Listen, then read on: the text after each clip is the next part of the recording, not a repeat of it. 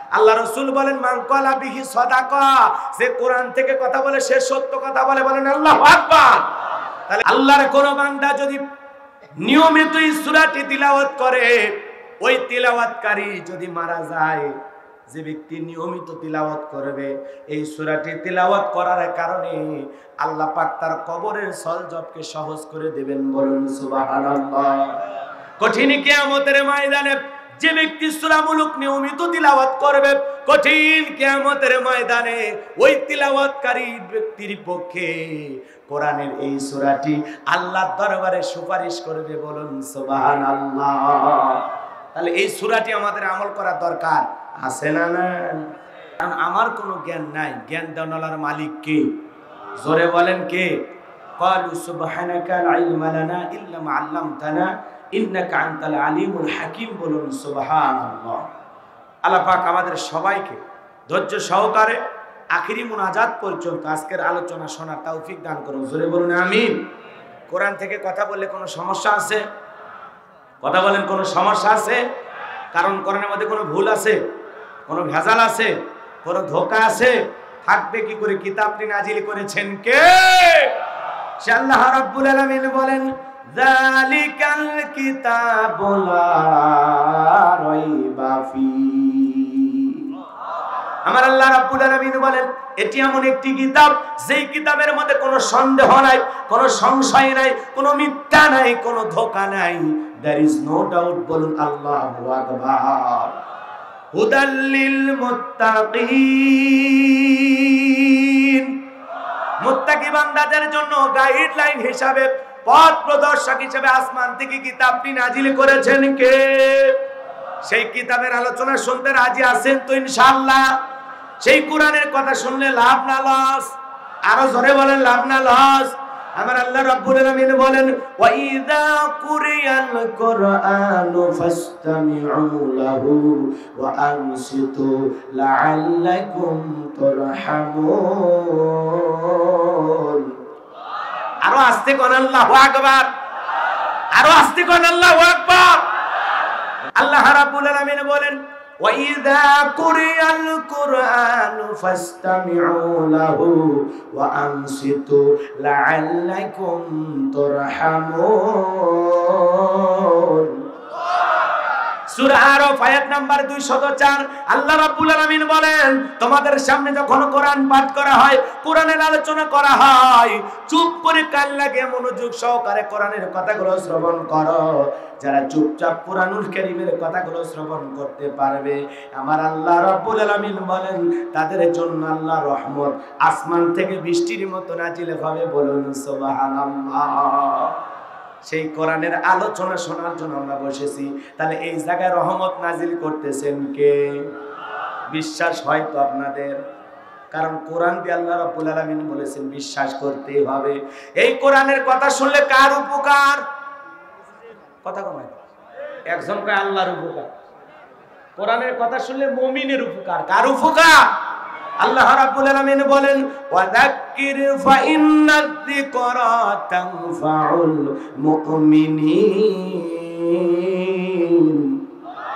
সূরা জারিয়ার 55 নম্বর আয়াত আল্লাহ রাব্বুল আলামিন বলেন যারা আমার মুমিন বান্দা তাদের সামনে যদি কোরআন দিয়ে ওয়াজ করা হয়, কোরআন থেকে উপদেশ দেওয়া হয়, কোরআন থেকে কথা বলা হয়, এই কথাগুলো শোনার পর আমার মুমিন বান্দাদের উপকারে আসবে। বলুন সুবহানাল্লাহ।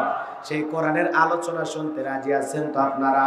ইন্নাল হামদালিল্লাহিল আকরামিল্লাযী খালাকাল ইনসানা ওয়া কাররামা ওয়া আল্লামাহু মিনাল বায়ানি মা লাম ইয়ালাম ফাসুবহানাল্লাযী লা ইহসা ইমতিনানুহু বিল লিসানি ওয়ালা বিল কলাম। নাশহাদু আল্লা ইলাহা ইল্লাল্লাহু ওয়াহদাহু লা শারীকা লাহু ونشهد أن سيدنا وسندنا وحبيبنا ومولانا محمدا عبده ورسوله الذي أرسله بالحق بشيرا ونذيرا وداعيا إلى الله بإذنه وسراجا وقمرا منيرا فقد قال الله تعالى في كلامه المجيد وفي فرقانه الحميد সকলে জবান ছেড়ে মহব্বতে আওয়াজ দিয়ে পড়ুন আউযু বিল্লাহি মিনাশ শাইতানির রাজীম বিসমিল্লাহির রহমানির রহিম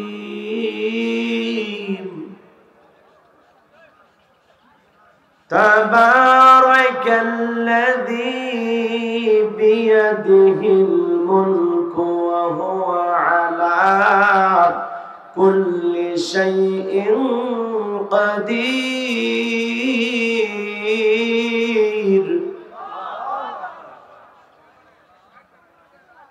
الذي خلق الموت والحياة ليبلوكم أيكم أحسن عملا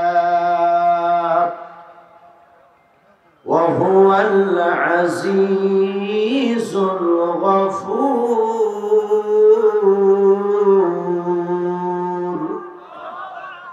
صدقت يا رب العالمين وعن أبي هريرة رضي الله تعالى عنه قال قال رسول الله صلى الله عليه وسلم الدنيا سجن المؤمن وجنة الكافر رواه مسلم وقال تعالى في شان حبيبي إن الله وملائكته يصلون على النبي يا أيها الذين آمنوا صلوا عليه وسلموا تسليما সকলে দরুদ ইব্রাহিম পড়ুন اللهم صل على محمد وعلى آل محمد كما صليت على إبراهيم وعلى آل إبراهيم إنك حميد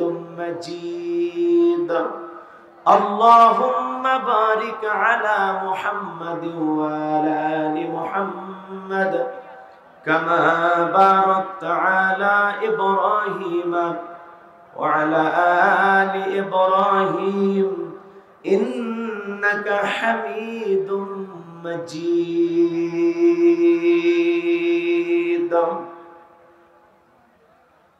মুসিবত না পাই যদি মুসিবত না পাই যদি করুণা তোমার কবরে হাসরে কি হবে আমার কবরে হাসরে কি হবে আমার মুসিবত না পাই যদি মুসিবত না পাই যদি করুণা তোমার কবরে হাসরে কি হবে আমার কবরে হাসরে কি হবে আমার আসি গো ডুবে আমি পাপেরি সাগরে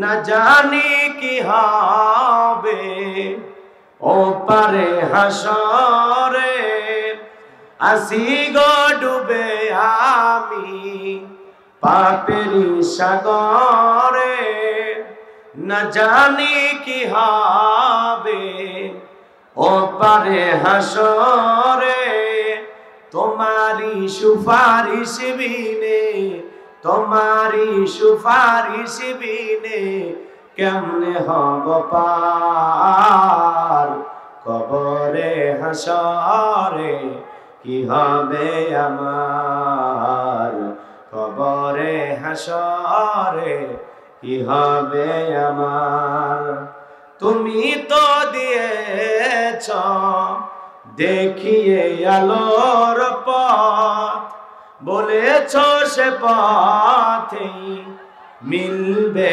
রহমত।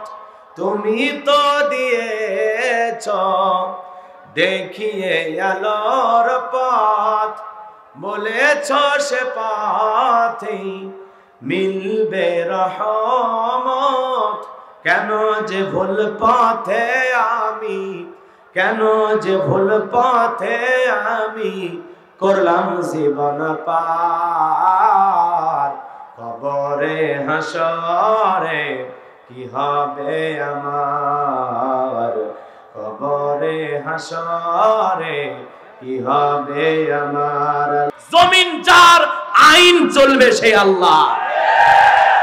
লা ইলাহা ইল্লাল্লাহ, আল্লাহ ছাড়া কোনো ইলাহ নাই, আল্লাহ ছাড়া কোনো মাবুদ নাই, আল্লাহ ছাড়া কোনো বিধানদাতা নাই, আল্লাহ ছাড়া কোনো রিজেক্ট দাতা নাই। জমিন আল্লাহর, বান্দা আল্লাহর, হুকুম মানব আল্লাহর। কথা বলেন ঠিক কিনা? তাছাড়া শান্তি প্রতিষ্ঠিত হবে।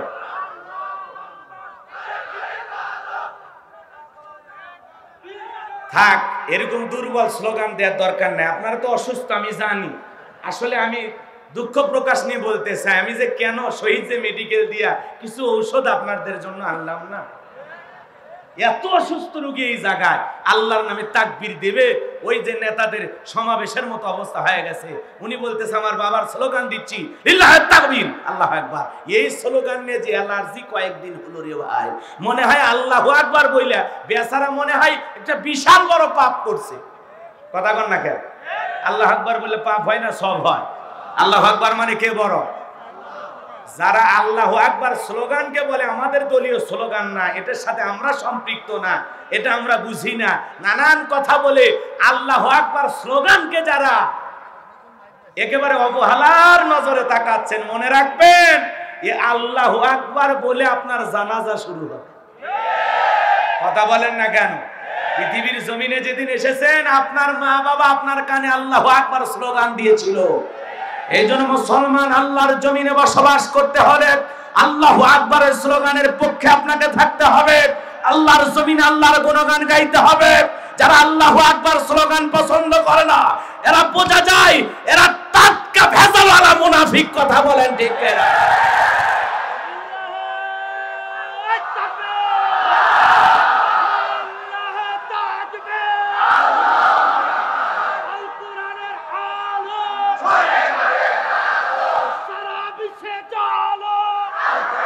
আমাদের কবুল করুন, সকলে বলুন আমিন।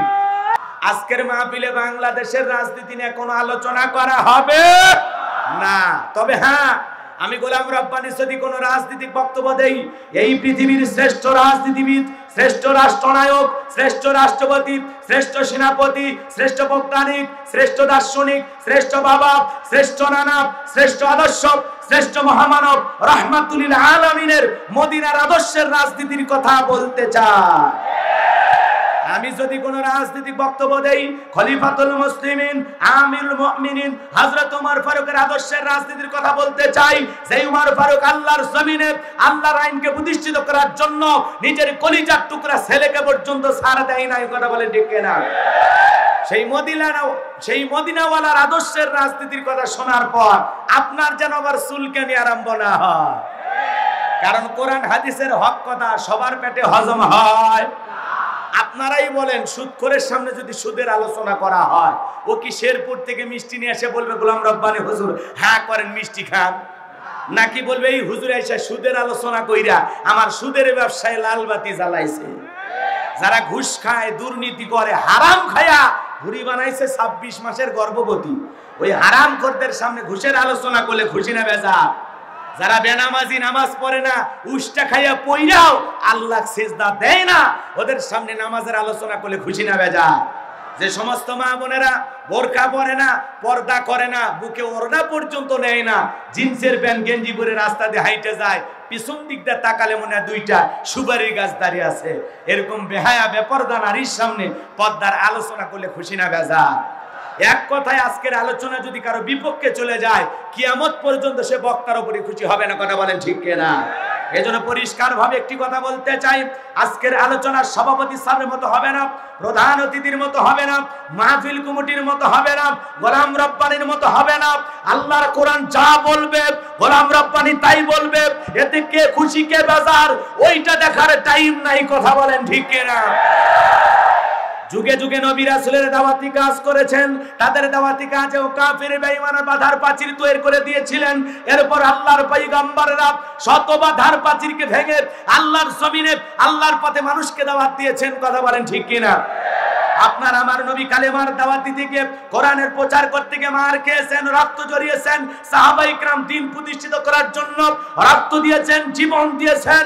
ও বাংলার মুসলমান, আল্লাহর কোরআনের জন্য, দ্বীনের জন্য, কোরআনের সোনালী সমাজ কায়েম করার জন্য যদি নবীদের মতো সাহাবায়ে কেরামদের মতো বুকের তাজা রক্ত দিতে হয়, আল্লাহর কোরআনের জন্য, দ্বীনের জন্য, দ্বীন প্রতিষ্ঠিত করার জন্য কারা কারা বুকের তাজা রক্ত দিতে রাজি? দুহাত তুলে আল্লাহকে একবার দেখা।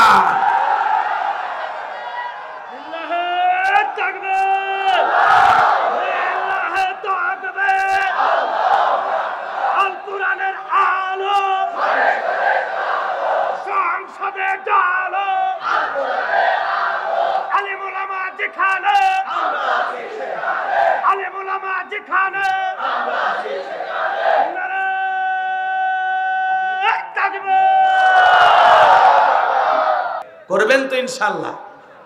চলুন, আল্লাহ রাব্বুল আলামিন কি বলেছেন? আমার আল্লাহ বলেন, তাবারাকাল্লাযী বিয়াদিহিল মুলকু ওয়া হুয়া আলা কুল্লি শাইইন কাদির। আর আস্তে কোন আল্লাহু আকবার। আমার আল্লাহ রাব্বুল আলামিন বলেন, মহামান্বিত সেই সত্তা যার হাতে সর্বময় কর্তৃত্ব, রাজত্ব পাওয়ার ক্ষমতা, তিনি হলেন সর্ববিষয়ে শক্তিমান।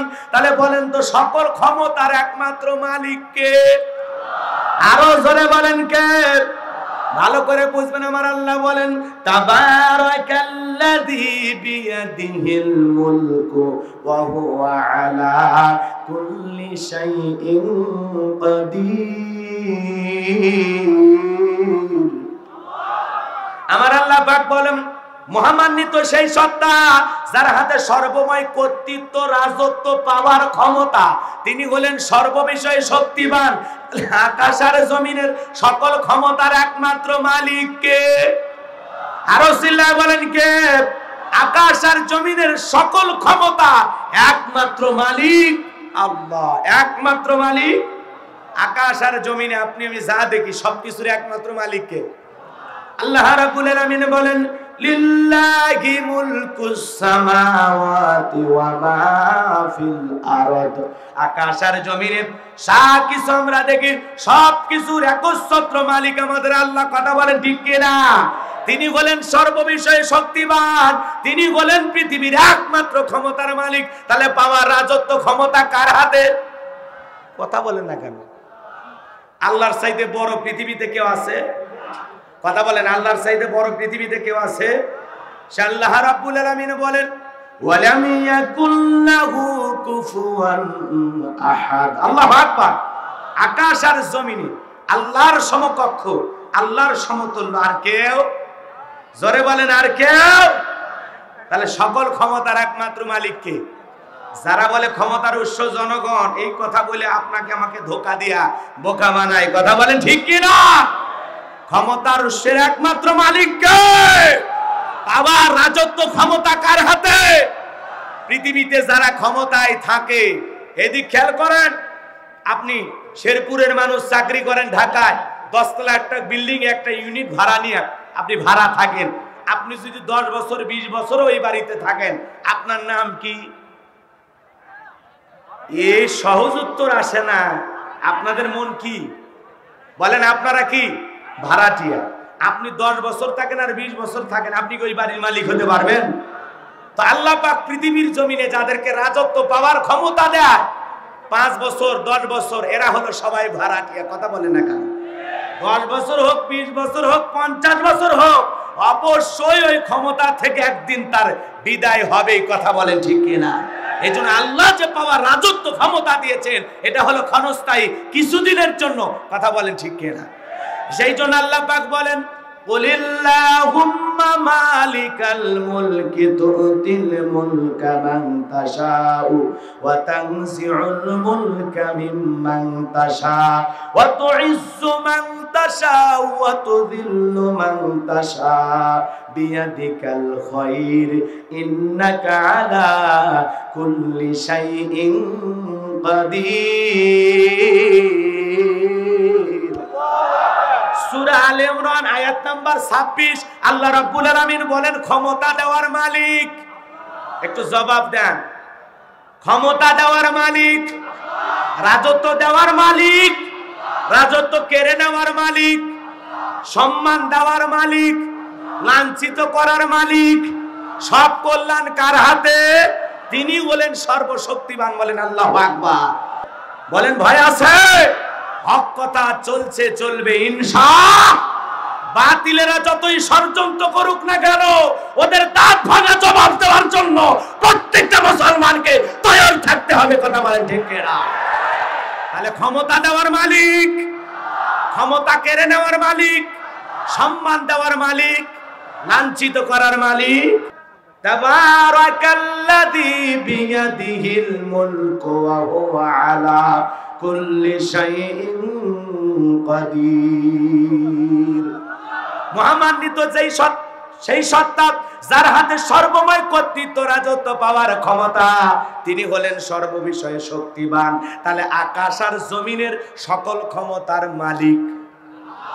আরো জোরে বলেন। তাহলে আল্লাহ পাক কিছুদিনের জন্য মানুষকে একটু ক্ষমতা দেয়। যারা জমিনে আদল ইনসাফ প্রতিষ্ঠিত করে, মানুষ তাদেরকে সম্মানের চোখে দেখে, মানুষ তাদের জন্য দোয়া করে। আর যারা ক্ষমতার চেয়ারে বসে জুলুম করে, অত্যাচার করে, নিরীহ মানুষকে কষ্ট দেয়, ইমানদার রক্ত নিয়ে খেলা করে, মানুষ তাদের জন্য দোয়া করে না, অভিশাপ দেয়। বুঝেন নাই মনে হয়? এই পুরো পৃথিবীর রাজত্ব পাওয়ার ক্ষমতা আল্লাহ পাক চারজন মানুষকে দিয়েছিলেন। এর মধ্যে দুইজন ইমানদার আর দুইজন হলো কাফের। বুঝেন নাই কথা? একজন ইমানদার পয়গম্বর, নাম হলো সুলাইমান, যাকে আল্লাহ রাব্বুল আলামিন পুরো পৃথিবীর রাজত্ব পাওয়ার ক্ষমতা দিয়েছিলেন। বলেন আল্লাহু আকবার। আর একটা হলো বাদশা যুলকারনাইন, যাকে আল্লাহ রাব্বুল আলামিন পুরো পৃথিবীর রাজত্ব পাওয়ার ক্ষমতা দিয়েছিলেন। এ বাজান গো আমার, তারা হলো দুইজন ইমানদার। তারা এই পৃথিবীর ভূখণ্ডে ক্ষমতার চেয়ারে বসার পর আদল প্রতিষ্ঠিত করেছিলেন, ইনসাফ প্রতিষ্ঠিত করেছিলেন। মানবতার কল্যাণে, ইসলামের কল্যাণে, মানুষের কল্যাণে তারা কাজ করেছেন। কথা বলেন ঠিক কিনা? বাদশা যুলকারনাইনকে আল্লাহ পাক এই পৃথিবীর ভূখণ্ডে 1 নয় 2 নয় 1600 বছর হায়াত দিয়েছিলেন। বলুন সুবহানাল্লাহ। সূর্য উদয় হতে সূর্য অস্তগামী পর্যন্ত, পূর্ব থেকে পশ্চিম পর্যন্ত পুরো পৃথিবী আল্লাহ পাক তাকে ক্ষমতার চেয়ারে দান করেছিলেন। পুরো পৃথিবীর রাজত্ব আল্লাহ পাক তাকে দিয়েছিলেন। আল্লাহর এই প্রিয় বান্দা শুধুমাত্র এই 1600 বছর হায়াত পাওয়ার পরেও মানুষের জন্য এত কাজ করেছেন, এত কাজ করেছেন। মানুষ সম্মানের সহিত তার নাম উচ্চারণ করে। কথা বলেন ঠিক কিনা? দুইজন ইমানদার, একজন নবী সুলাইমান আর একজন বাদশা যুলকারনাইন, যাকে আল্লাহ পাক পুরো পৃথিবীর রাজত্ব দিয়েছিলেন। আর দুইজন কাফের, একজন জালেম বাদশা বখতেনাসর, কি নাম বললাম? যাকে আল্লাহ পাক পুরো পৃথিবীর রাজত্ব দিয়েছিলেন, পুরো পৃথিবীর রাজত্ব দিয়েছিলেন। বলেন তো, জালেম বাদশা বখতেনাসরকে আল্লাহ পাক পুরো পৃথিবীর রাজত্ব দিয়েছিলেন। ঘটনা বলতে গেলে অনেক সময় লাগবে, বলার সময় নাই। সংক্ষিপ্ত করে যে কথাটা বলতে চাই, সেই জামানে একজন পয়গম্বর এসেছিলেন, নাম হলো দানিয়েল আলাইহিস সালাম। কি নাম বলেন? একটা পাতি নেতার গরমে তো এখন এলাকায় থাকা যায় না, এরকম একটা পরিবেশ নাই? বাপরে বাপ, কথায় কথায় বলে তুই আমারে চিনিস, আমি অমুক নেতার আপন খালাতো বোন, তার ছোট মেয়ে বিয়ে করছি। মানে বিরাট বড় একটা পরিচয়। কথা কন না খেয়া আছে না নাই? কথায় কথায় মানুষে বলে তুই আমারে চিনিস, তোরে খায়া ফেলা দেব, এরকম হুমকি ধমকি দেয়, আছে না নাই? আরে ভাই, এত অহংকার দেখাইন না, একটু পথ পাইয়া লাভ দেন না। আপনি কে যদি আল্লাহ পাক শুধুমাত্র 3 বার বমি দেয় আর পাতলা পায়খানা দেয়, দাঁড়ায় থাকতে পারবেন না। শহীদ জিয়া মেডিকেল কলেজ হাসপাতালে ভর্তি হয়ে থাকা লাগবে। কথা বল ঠিক কিনা? বিকেল বেলা স্বামী ভর্তি হয়েছে, পরের দিন সকালবেলা স্ত্রী দেখতে গেছে, সেলিমের বাপ তোমার শরীরের কি অবস্থা? কয় মা তুই দোয়া কর। বড় ছেলে দেখতে গেছে, বলে আব্বা শরীরের কি অবস্থা? কয় ভাই তোমাকে চিনতে পারলাম না। এই জন্য বেশি অহংকার করবেন না, বেশি লাফালাফি করবেন না। আল্লাহ যদি পাতলা পায়খানা আর বমি দেয়, দাঁড়ানোর শক্তি থাকবে না, বউ বাচ্চা চিনারও টাইম দেবে না। কথা কথা ঠিক না? এই জন্য অহংকার কইরেন না। কবরে যাওয়া লাগবে, আপনার পূর্বপুরুষেরা গেছে। কথা কোন লাগে? দাম্ভিকতা করবেন না, অহংকার করবেন না। সবাই একদিন চলে যাবে, এই পৃথিবীতে কেউ থাকবে না চিরকাল। কথা বলেন ঠিক কিনা? পৃথিবীতে কেউ স্থায়ী হয় না, হোক না সে নমরুদ কিবা ফিরাউন। কেউ ভাবে চিরকাল রয় না, কেউ ভাবে চিরকাল থাকে না। কথা ঠিক আছে না নাই? এ বাঁচানো আমার লম্বা হয়ে যাবে, লম্বা করার সুযোগ নাই।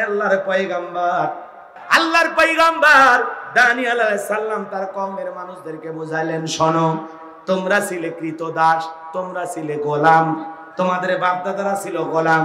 যে আল্লাহ পাক তোমাদেরকে গোলামের জীবন থেকে সুন্দর একটা জীবন উপহার দিয়েছে, বিদায় দাম্ভিকতা করো না, অহংকার করো না। গাছের পূজা করো না, মাছের পূজা করো না, সূর্যের পূজা করো না, চন্দ্রের পূজা করো না, এক আল্লাহর ইবাদত করো। আল্লাহর পয়গম্বর সুন্দর করে দাওয়াত দেন। ওই জাতির মানুষেরা, কওমের মানুষেরা ডেকে বলে, পয়গম্বর পুরান দিনের গল্প শোনায় লাভ নাই, বাপ দাদা কি করেছে ওই ইতিহাস আমাদের জানার দরকার নাই, আমরা তো ভালো আছি, এক আল্লাহর ইবাদত করতে পারবো না। তারা দাম্ভিকতা করলো, অহংকার করলো, আল্লাহর পয়গম্বরের দাওয়াতকে তারা প্রত্যাখ্যান করলেন। দানিয়েল আলাইহিস সালাম আর একজন আল্লাহর একজন পয়গম্বর, তিনি অনেকভাবে তাদেরকে বোঝানোর চেষ্টা করলেন, বিভিন্ন পদ্ধতি অবলম্বন করে তাদেরকে দাওয়াত দিলেন, কিন্তু কোনোভাবে আল্লাহর পয়গম্বরের দাওয়াত তারা গ্রহণ করলো না। এইবার আল্লাহর পয়গম্বর দানিয়েল আলাইহিস সালাম ডেকে বলে, শোনো, কোন কওমের মানুষের, কোন জাতির মানুষ যদি অহংকার করে, দাম্ভিকতা করে, আল্লাহকে বাদ দিয়ে তারা গোমরাহির পথ অবলম্বন করে, তারা যদি পথভ্রষ্ট হয়ে যায়, আল্লাহ রাব্বুল আলামিন সেই জাতির উপরে দুই ধরনের আযাব আর গজব পাঠায়। একটা আসমান আর জমিন থেকে গজব দিয়া হয় আল্লাহ পাক ধ্বংস করে দেয়, আর না হয় তাদের ভাগ্যে জালেম শাসক পাঠায়া দেয়। রাগ করেছেন মনে হয়? হৃদয়ের কান পেতে কথাগুলো শুনে যান। আল্লাহর পয়গম্বরের উম্মতেরা কোনো মতেই তার দাওয়াত গ্রহণ করলেন না। অল্প সময়ের ব্যবধানে আল্লাহ পাক ওই কওমের মানুষের উপরে, ওই জাতির মানুষের উপরে জালেম বাদশা বখতে নাসরের আবির্ভাব ঘটলো। ওই জালেম বাদশা আসার পর হাজার হাজার নিরপরাধ মানুষকে হত্যা করলেন, সোনা দানা টাকা পয়সা লুটপাট করতে লাগলেন। শুধু তাই নয়, ওই দেশের হাজার হাজার মানুষকে জেলখানায় বন্দী করলেন। আল্লাহর পয়গম্বর দানিয়েল আলাইহিস সালাম নবী মানুষ, তাকে পর্যন্ত জেলখানায় বন্দী করলেন। নবী মানুষ কোন জায়গায়? কথা কর না গা। নবী মানুষ যদি জেলখানায় যায়, আজও পৃথিবীতে যারা নবীদের রেখে যাওয়া দায়িত্ব পালন করে, ওই নবীয়ানা কাজ করে নায়েবে রাসূল যারা হয়, ওই দায়িত্ব পালন করতে গেলে, সেই দিন প্রতিষ্ঠিত করার স্বপ্ন দেখলে, তাদেরকেও একই পদ্ধতিতে জেলখানায় যাওয়া লাগতে পারে। আল্লাহর পয়গম্বর দানিয়েল আলাইহিস সালাম জেলখানায়, তার ৭০,০০০ উম্মত জেলখানায়। আল্লাহর পয়গম্বর দানিয়েল আলাইহিস সালাম ডেকে বলে, কি ব্যাপার? কই গেল তোমাদের অহংকার, কই গেল দাম্ভিকতা? সেই তো জালেম শাসক ঘাড়ে চেপেছে। এখন গেল তোমাদের কই সুন্দরী নারী, কই গেল টাকা পয়সার বড়াই? এই দিনের ভয় তো আমি তোমাদেরকে দেখাইছিলাম। উম্মতরা ডেকে বলে, নবী গো, আপনার কথা এত দ্রুত সত্যি হয়ে যাবে আমরা এটা বিশ্বাস করতে পারি নাই। আপনার কথা দিবলকের মতো সত্যে রূপান্তরিত হবে আমরা বিশ্বাস করতে পারি নাই। ও আল্লাহর পয়গম্বর দানিয়েল, এখন আপনি একটা উপায় বের করে দেন, কিভাবে আমরা এই জালেমের জেলখানা থেকে মুক্তি পাবো। আল্লাহর পয়গম্বর ডেকে বলে, তোমরা যদি আল্লাহর কাছে তওবা করে ফিরে আসতে পারো, কাকুতি মিনতি সহকারে আমরা যদি তওবা করি, আমাদের তওবা যদি আল্লাহ কবুল করে, তাহলে আল্লাহ রাব্বুল আলামিন আমাদেরকে এই জালেমের জেলখানা থেকে মুক্তি করার একটা ব্যবস্থা করে দেবেন। বলেন আল্লাহু আকবার। আল্লাহর পয়গম্বর দানিয়েল আলাইহিস সালাম ডেকে বলে, আমার কওমের মানুষেরা শোনো, রাত্রি যখন 12টা পার হয়ে যাবে, আমি আল্লাহ বলে ডাক দেব, আমার চিৎকারে আওয়াজে তোমরা সবাই ঘুম থেকে উঠবা। ওই রাত্রি 12টার পরে আমরা কাকুতি মিনতি সহকারে তওবা ইস্তেগফার করে আল্লাহর কাছে তওবা করব। আমার বিশ্বাস আমার আল্লাহ আমাদের দোয়া ফিরাইয়া দেবে না। জোরে বলেন সুবহানাল্লাহ। আল্লাহর পয়গম্বর গভীর নিশীতে রাত্রি 12টা যখন পার হয়ে গেল, আল্লাহর পয়গম্বর আল্লাহ বলে ডাক দিয়েছে। একটু জোরে বলেন তো আল্লাহ। কলিজার সবটুকু ভালোবাসা নিয়ে ডাক দিয়ে বলেন তো আল্লাহ। আর একটু জোরে ডাক দিয়ে বলেন তো আল্লাহ। এই যে আল্লাহ আল্লাহ বলে ডাক দিলাম, আমাদের আল্লাহ খুশি না বেজার? এ বাজান গো আমার, এমন এক আল্লাহ পাইছি কোটি কোটি বার ডাক দিলেও বিরক্ত হন না। যিনি তিনি কে? সে আল্লাহর জিকির জবানে থাকার দরকার আছে না নাই? হৃদয়ের কান পেতে কথাগুলো শোনেন। আল্লাহর পয়গম্বর তার উম্মতদেরকে নিয়ে গভীর নিশীতে তওবা ইস্তেগফারের মাধ্যমে আল্লাহর কাছে কাকুতি মিনতি সহকারে দোয়া করলেন। দেখে বলেন আল্লাহ, আমার উম্মতেরা নিজেদের ভুল বুঝতে পেরেছে, তারা তওবা করেছে, আর গোমরাহির পথ অবলম্বন করবে না, তারা পথভ্রষ্ট হবে না, তারা আর গাছের পূজা মাছের পূজা করবে না, তারা এক আল্লাহর গোলামি করবে। আমার কাছে ওয়াদা দিয়েছে, ও আল্লাহ আমার কওমের মানুষেরা তোমার কাছে ফিরে এসেছে, আল্লাহ তাদেরকে তুমি মাফ করে দাও। আমাদের দোয়া কবুল করে এই জালেম বাদশা বখতিয়ার জেলখানা থেকে মুক্তির একটা পথ আমাদের বের করে দাও। আমার আল্লাহ দোয়া কবুল করে বলে, ও পয়গম্বর দানিয়াল, আর কাঁদতে হবে না, আমি আল্লাহ তোমাদের দোয়া কবুল করলাম। আর যত দ্রুত ওয়াসিরে আমি আল্লাহ পাক এই জেলখানা থেকে মুক্তি করার ব্যবস্থা করে দেব। বলেন আল্লাহু আকবার। ওই রাত্রিতে আল্লাহ পাক ওই দেশের বাদশা জালেম বাদশা বখতিয়ারকে এমন একটা মারাত্মক ভয়ঙ্কর স্বপ্ন দেখায়া দিলেন। ঘুমের ঘরে ভয়ঙ্কর স্বপ্ন দেখার পর ঘুম থেকে লাফ দিয়ে উঠেছে জালেম বাদশার ঘুম ভেঙে গেছে। এত জোরে চিৎকার মেরে উঠেছেন, আশেপাশের লোকজন এসে বলে, নেতা এত জোরে চিৎকার মারলেন, ব্যাপারটা কি? কয় চেহারার দিকে তাকায়া বোঝো না, চেহারার দিকে তাকায়া বোঝো না, এমন একটা ভয়ঙ্কর মারাত্মক স্বপ্ন আমি দেখেছি, যেই স্বপ্নের তাবির আমার জানা লাগবে। আমি স্বপ্নের কথা এই দেশের মানুষের কাছে বলবো, যারা স্বপ্নের ব্যাখ্যা জানে, যারা গণক আছে, জ্যোতিষী আছে, তাদেরকে দরবারে ডাক দাও। এই স্বপ্নের ব্যাখ্যা না জানা পর্যন্ত আমার আর ঘুম হবে না। এইবার সকালবেলা বাদশার দরবারে হাজার হাজার স্বপ্নের তাবির কারক যারা, তারা বাদশার দরবারে হাজির হয়ে গেল। আল্লাহর পয়গম্বর দানিয়েল আলাইহিস সালামের আল্লাহ দোয়া কবুল করলেন। বাজান গো আমার, এইবার জালেম বাদশা দেশের সমস্ত মানুষের সামনে যখন স্বপ্নের কথা বলতে যাবেন, আল্লাহ রাব্বুল আলামিন তখন ওই জালেম বাদশার মাথার মেমোরির মধ্যে ভাইরাস ঢুকে দিয়ে ওই কথাগুলো আল্লাহর পয়গম্বর দানিয়েল আলাইহিস সালামের মাথার মেমোরির মধ্যে সেভ করে দিলেন। বলুন আল্লাহু আকবার।